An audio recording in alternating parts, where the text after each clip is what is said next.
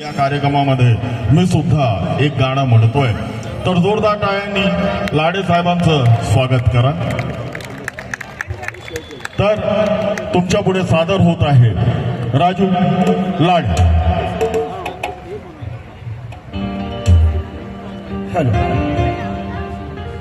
Hello check hello. मैं loco pilot एवं train manager lobby मध्य रेलवे नागपुर. विश्वरत्न बाबा साहेब आम्बेडकर 134वीं जयंती पर सभी लोगों का आपको शुभकामनाएं देना चाहता हूँ.